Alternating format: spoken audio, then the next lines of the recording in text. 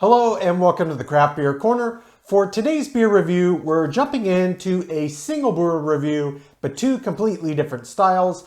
Yet again, I've gotten both beers from Tavour, and today we're jumping over, we've done a few of their beers before, all of which have been fantastic. It's Parish Brewing Company out of Broussard, Louisiana. So we're going to be starting today, again, these are polar opposite beers. The common tie-in element is they're both Parish. So we're going to be starting with Thru Orange Octane. This is a Berliner Weiße that's been brewed with orange and just a splash of lime. This one clocks in at 8%, so that's very high for the style, make no mistake. Beer number two is called Ghost in the Machine. This is an Imperial IPA, 8.5% ABV on this one, brewed with Citra hops, specifically Yakima Valley source Citra hops. So big IPA, single hop style, excellent high alpha content hop choice here. So very different beers here, but similar ABVs and both from Parish. So I'm really excited, and I've had some of their IPAs, they're good. Never had a Berliner Weiße from them, so we're gonna see what their sour game is about. And we're gonna be starting there today. So Thru Orange Octane, the Berliner Weiße that clocks in at 8% ABV.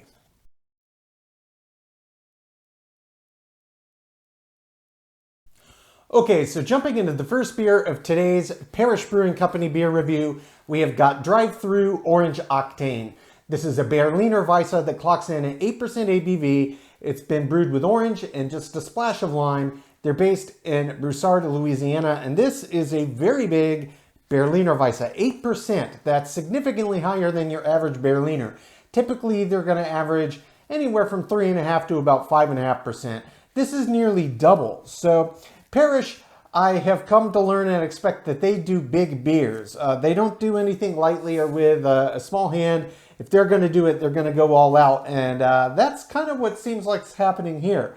So in terms of label art, kind of get you in the mood. Thru Orange Octane. They've got the kind of theme on there, and it does look very kind of fast food, like an orange slushy inspired Berliner Weiße. That's what I'm expecting. So let's get this one cracked. We're going to pour this right in. I'm using my good all-purpose Sam Adams glass today. All right, get that poured right in. Oh, wow, that is so orange. It's insane. Wow, that's a really, really deep orange color. I did not expect that. That looks fantastic. Obviously, way darker than the appearance of your average Berliner Weiße due to all the orange that's in here. But man, that looks lovely. It's like somebody took a glass of orange juice and dumped it into a Berliner Weiße, and this is what came out. Oh yeah, very, very effervescent as you would expect. I could tell you as I was pouring this, it's got a very, very pronounced aroma. The orange does come through. The little bit of lime, there's just a suggestion of it, but you can smell very clearly massive amounts of orange, and you can also very clearly smell what smells like a classic Berliner Weiße malt bill. So I'm expecting really great things. Obviously, I poured it in with some vigor. It had a little bit of a head. That was immediately out of the way just while I was even looking and smelling this beer. Let's get right up on it. Oh, yeah. God, that smells absolutely fantastic. It really does. Very, very big aromas of orange. It's even more pronounced when you get right up on the glass. That suggestion of lime I could get from 1.5 feet away, once you get up on, you can smell it. They say a splash, but it's definitely there. You can pick it up. Nice big sour tart aroma as well, and you can smell already that very distinctly kind of baked good malt bill underneath. Berliner Weisses, that's one of the things I like about them. They kind of taste like they smell, and it gives you a really good idea of what you're going to get into in the beer before you even take your first sip. So without further ado, let's jump right in.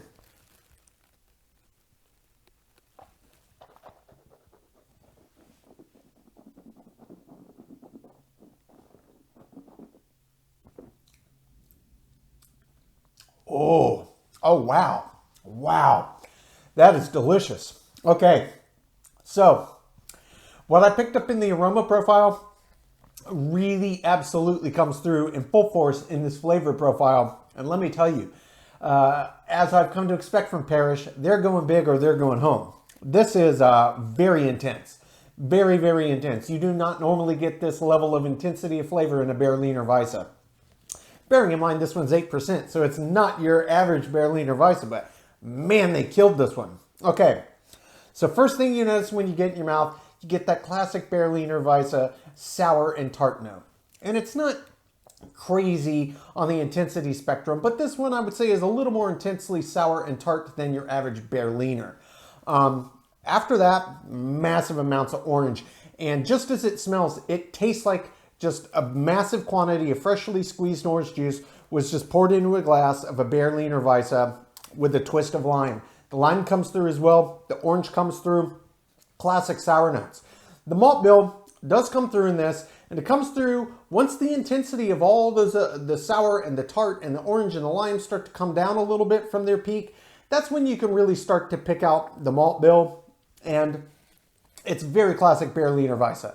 So you're definitely getting toast, you're getting crumb, you're getting cracker, you're getting biscuit. It's all in there. It's exactly what I have come to love and expect from the style. It's all in there. It's just this one's really, really big. And what they did to it, it's just so intense with these flavors. It's just fantastic. It's just fantastic. If you're a fan of a Berliner Weisse, you've never had an 8% one that's been thrown up on its head, let me tell you, this is something special indeed. Absolutely something special. I'm going to jump back in again here for body and mouthfeel, thinking the flavor development a bit more in the finish.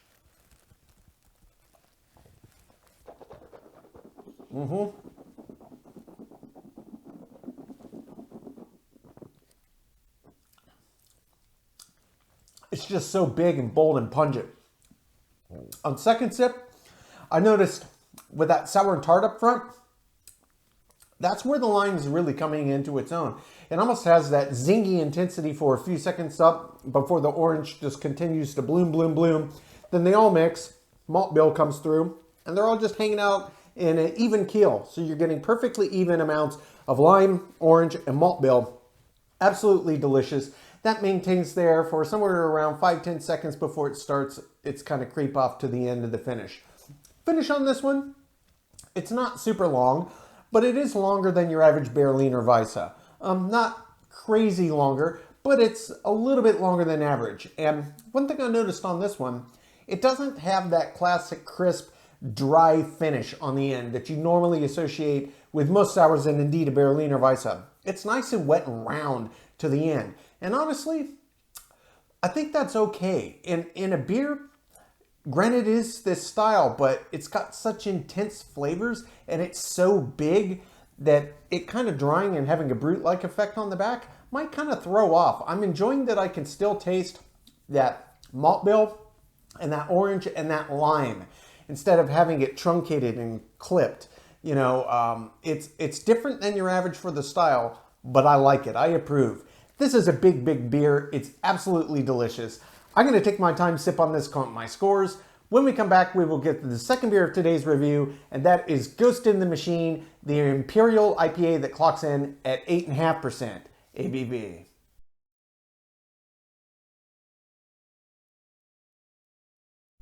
Okay, now jumping into the second beer of today's Parish Brewing Company review, we've got Ghost in the Machine. This is an Imperial IPA, clocks in at 8.5%, brewed with Citra hops. Again, they are based in Broussard, Louisiana. So first thing I'm going to talk about is I accidentally got so excited to drink this one, I cracked it in my kitchen after it got to British cellar temperature, 55 degrees. I do all of my beers at 55 degrees, regardless of style, just to keep things on an even keel. But nonetheless, let's start with the label art. Label art on this one has a skull with some hops flying through it out of the other side. Now, Ghost in the Machine. There's a few things I want to talk about with this. There is a British philosopher by the name of Gilbert Ryle. In 1949, he wrote a book, The Concept of Mind, which he coined the phrase Ghost in the Machine. And this was basically his take on the French philosopher René Descartes' take on body-mind duality. So how the body and the mind and how they work together and the concept of mind and body and how that all works. So this was his take. Now, if you're from my generation, and particularly if you happen to be a huge anime fan, your brain may have immediately gone to Shiro Masamune's Ghost in the Shell. from the early 90s. Manga turned into a film and multi-series, which is awesome, which is really Shiro Masamune's kind of sci-fi bend and taking the framework of Descartes and Riles' Ghost in the Machine, but making it into a sci-fi world, so Ghost in the Shell, talking about the presence of mind and soul and persistence in a cyborg future where people are literally, their brains are hooked up to essentially like an internet. And, does the soul persist when your human form ceases to exist, but they download your brain, your mind? Does the soul go with you? So that was kind of Masamune's take on Ghost in the Machine, but it had to deal with cyborg technology for his work.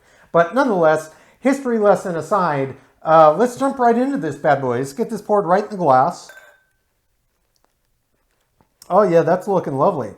This looks like a very nice pale yellow color on this Imperial.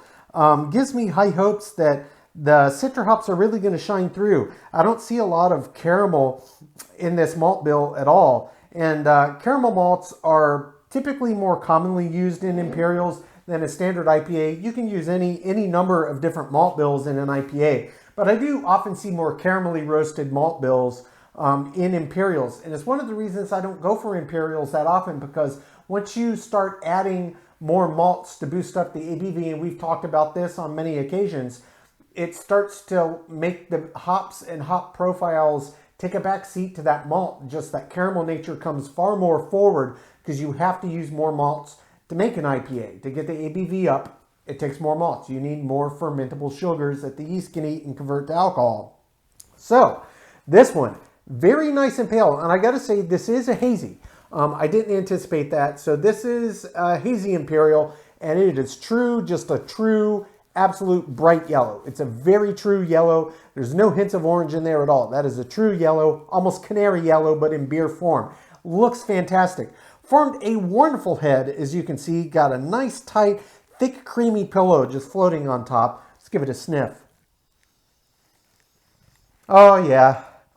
Yeah, Citra hops, you just know them when you smell them. They're just, there's a reason they're named Citra. It's because of all of these big, bold, fresh, ripe citrus notes that they impart. I'm getting grapefruit, I'm getting oranges, I'm getting lime, I'm getting lemon, I'm getting all different types of grapefruits and oranges in the mix of all that. There's some standard lemon, there's Meyer lemon, there's key lime, there's standard lime, there's ruby red grapefruit, there's white grapefruit, there's blood orange, there's Valencia orange, there's everything under the sun. And they're all distinctly different. And you can pick them all out. But the thing that I like the best about this hop variety, indeed, it's the characteristic trait that I like of hops the most. Not all hops have them, but my favorite do, is that underlying resinous quality. There's a pine resinous quality that sits underneath the upfront citrus in Citra hops. And it's the same thing that you get heavily in German Magnum hops. That's the hop variety that's used in Sierra Nevada's Torpedo Extra IPA. That resinous pine sticky quality. I love that about Citra. Sure, it's big and bold in Citra, that's where it got its name, but there's this underlying West Coast essence to it that I absolutely adore. So it looks fantastic. The head is holding true. It smells like a dream. Let's jump right in and see what this one's about.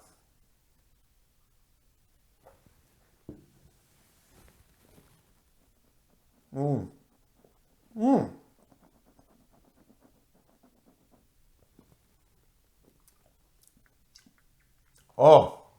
Oh yeah, that's delicious. That's absolutely delicious IPA. That's a great Imperial right there. Okay, so Citra hop, big high alpha acid content hop that brings a lot of different characteristics to the table. They're all present in this. It's one of my favorite hops. I brew with it a lot at home, and there's a very good reason, because it does have so many interesting qualities to it and a very high alpha acid content. So first thing I noticed when I got this beer in my mouth and I was agitating around the palate was how prevalent and how fresh it tastes, and how very clearly the Citra notes are coming through. And it's specifically the Citra side up front, on the front side. It's very much the Citra side. Same thing you get on the aroma. That's when you get what you get when you're swishing around before you swallow. So it's all of those various variety and an amalgam of citrus fruit. Comes through very clearly. And it's not just the flesh of the fruit. There's a good element of that. There is a juicy kind of quality to it. But for me, it's much more zest or rind. It's got a lot more of the citrus oil qualities in there, which are far more pungent in terms of aromatics, and brings a slightly different bent on the flavor side. It's got a lot more bitter intensity to it in the rind and the oil of the citrus than the actual flesh of the fruit itself. So you get all of those elements mixing in.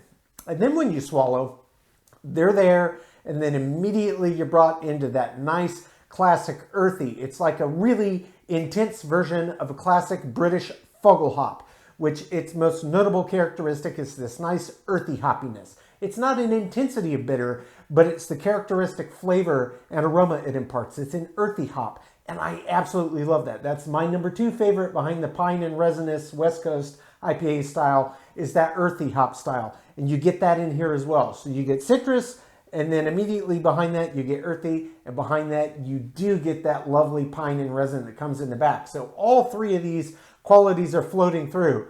And I have about a 5 or 6 different hop characteristic lists that I make. I mean, everybody has their own, and like the beer judging standards, they use their own terminologies. But for me, I would say there's citrus, there's earthy, there's pine/resin, there's tropical kind of fruit, which is distinctly different from citrus, and there's kind of floral, flower-like qualities. Those are like the main 5. Occasionally, I'll have one that there's like this 6th, like I don't know where to put it, and I've mentioned that in a few reviews, but this one's very much 3 of my 5. Citrus, earthy, and pine resin. And it's absolutely delicious. Now, this is not a beer that I think would scare away somebody that's shy coming to IPAs. You're new to it. You haven't really grown to appreciate the sense of bitters, but you're trying to get into them. This is one I would recommend. And it's 8.5%. It's a true Imperial. Absolutely, it's an IPA through and through. But the bittering, while it's nice for a hop head, and I can appreciate everything that's coming through, it's not intensely bitter. It's not going to shy away somebody who's just getting into IPAs. It's approachable. That's where I'm going with it. It's approachable, but it's still delicious, and at its heart, a true IPA. This is an IPA lover's Imperial IPA. It's not super malty. The malt bill is there, and it tastes nice and crisp and fresh and appropriate for the beer style, but the hops are the star of the show in this one, and it shows. It's delicious and deliciously balanced. I'm going to jump back in for body and mouthfeel and finish.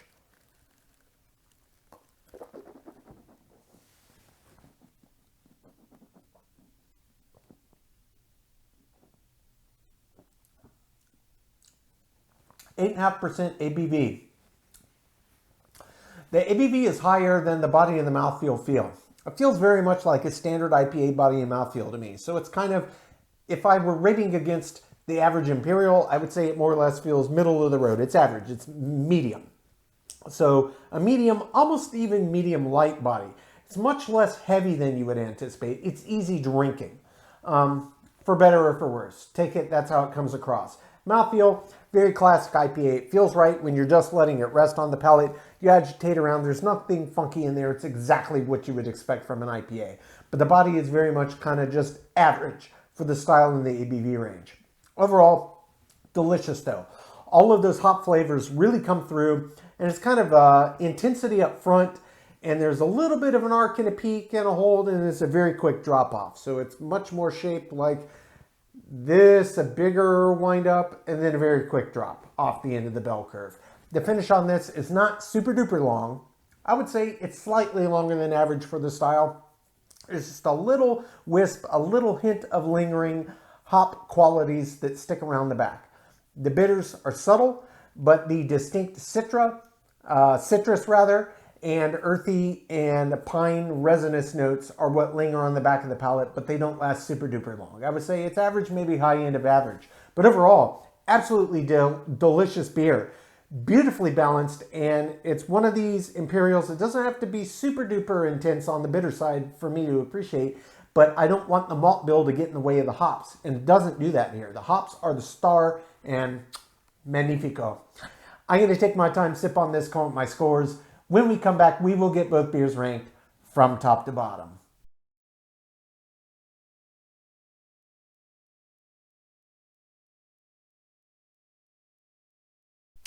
Okay, now that we've gotten to enjoy both beers, we're going to get them ranked. Starting with Parish Brewing Company's Drive-Thru Orange Octane. This was a Berliner Weisse that was brewed with orange and lime. 8% ABV on this one, very much higher than your average Berliner Weisse. Parish Brewing Company is based in Broussard, Louisiana. So starting with the aroma. The aroma on this beer was huge and it smelled absolutely fantastic. I could pick up all of the classic aromas I would expect from a standard Berliner, as well as every bit of that orange and lime. Perfect 10 out of 10. For the taste was equally as large and impressive as the aroma. I mean, it almost reminded me like somebody took a glass of fresh squeezed orange juice and a big squirt of lime and then mixed that 50-50 with just a standard Berliner. It truly was an orange lime Berliner Weisse and it tasted amazing. 10 out of 10. For the body on this beer was definitely much larger than your average Berliner Weisse. Though, given the ABV range, I didn't want to dock too many points. It's obviously basically double what the average range would be, but it is out of the norm, obviously. I only docked 1 point, though. It gets a 9 out of 10. For the mouthfeel. Mouthfeel, similar story. This had more or less the right kind of weight to it, the weightiness from the body, even though it was bigger. The mouthfeel, on the other hand, was a bit more standard, with the exception that it did have a bit more viscosity. Where it really lost points for me, though, was, even though I liked it, very classic for this style to have a nice, crisp, dry finish to the end, and this was wet and round to the end. So personally, I enjoyed it, but it was, again, a deviation from the norm. 7 out of 10. For the finish. The finish on there was a good bit longer than your average Berliner. So yet again, we're talking a little deviation from the norm. Personally, I appreciated it, but it lacked that dryness, that crispness that really ends it off, and it just had those lingering orange and lime flavors that were quite a bit longer than normal. I personally appreciated it, but it was a bit out of the normal range. Dock 1 point here as well. It gets a 9 out of 10. Head retention. This one at the very beginning formed a little bit as I was pouring it in aggressively, immediately got out of the way. That's what I want to see in a sour. It gets a 10 out of 10. For the appearance, this beer was lovely. You couldn't say it looked like a normal Berliner Weisse, but it had a boatload of orange and lime in it, and it looked like a giant glass of fresh orange juice. Perfect 10 out of 10 from me. For the balance on this beer was exceptional. I could taste every bit of the classic malt bill, as well as clearly the orange and the lime. They all had their own voice. It gets a 10 out of 10. Feeling in the intangible, subjectively, I really enjoyed this beer. I really did. It was all the things I love about a Berliner Weisse with some added bonus ingredients, and they just pulled it off beautifully. Gets a 10 out of 10 from me. Finally, is an example of the style. Overall, this beer did very well. There were a few deviations from the norm that, while personally I like them, I had to take some points off. But overall, this beer did very well. Overall, I docked 1 point total on an example of style. It gets a 9 out of 10, which brings the total score on Parish Brewing Company's Drive-Thru Orange Octane to a 94 out of 100. Top tier beer. If you're a fan of the style and you like trying ones that have interesting takes on it, this is definitely one to seek. For beer number 2, this is Ghost in the Machine, the Imperial IPA, 8.5% ABV, just brewed with Citra hops. And this one was a really nice take on a classic style. I also like the single hop. It doesn't make you have to think too hard, just jump in and see what it's about. For the aroma on this one, it was pretty nice. It was certainly more pungent than your average Imperial, but it wasn't ridiculously hop dominant to the point that it was smacking me in the face with intensity. But what I picked up did smell very good, and it smelled very classic Citra hop, 8 out of 10. For the taste, similar story here. I really enjoyed it. And one of the things I noticed out of the gate was, okay, this doesn't look super dark like many Imperials. So that lighter malt bill, I had a feeling was going to be a huge boon for this beer. And indeed, I thought that it was. The taste had a classic kind of malt bill behind it. That much was clear. And the hops came through very clearly. For me, really, especially with high alpha acid content hop, yes, it's an Imperial. I've come to expect this, but I still crave more alphas extracted into the boil. I think this beer would have been better served with a bigger helping of the bitters to help kind of go and match with the rest of the flavors that came through. But overall, I still thought it was well above average for the style. 8 out of 10. For the body. The body was one of the categories that kind of surprised me here. This is an Imperial 8.5 IPA, and it was really just middle of the road. And I scored it thus, average 5 out of 10. For the mouthfeel. Mouthfeel, on the other hand, was a complete different story. It had the right texture to it. It had the right feeling on the palate, the right amount of effervescence, and then you definitely felt that added resistance from all those extra fermentables that went in to boost the IPA up, the ABV range rather of the IPA up, and it really was quite nice. It was pretty much exactly what I expected. It gets a 10 out of 10. For the finish. The finish is another category where I come back to what I said in relation to the taste. While it was nice, it lacked the hop intensity, the bitter intensity specifically to help really extend those flavors out, which I really like. You don't always get it, but that's kind of one of the things about IPAs I like the most. It's got those bitters, and the bitters do linger. This one, it was high end of average, but it wasn't top tier for me. It gets a 6 out of 10. Head and retention. This one did an absolutely fantastic job. It poured ahead like I would expect to see an IPA poured from a tap, stuck around the whole time. It gets a 10 out of 10. For the appearance, I was so pleasantly surprised. And I had high hopes as I was pouring this in the glass. Sure, it had a little haze to it, but it was a very light, true yellow. No hints of caramelly malts in the background that would kind of make the hop natural flavors fight for attention and to have their voice. And it paid dividends, and it looked lovely. Absolutely did. It gets a perfect 10 out of 10. For the balance.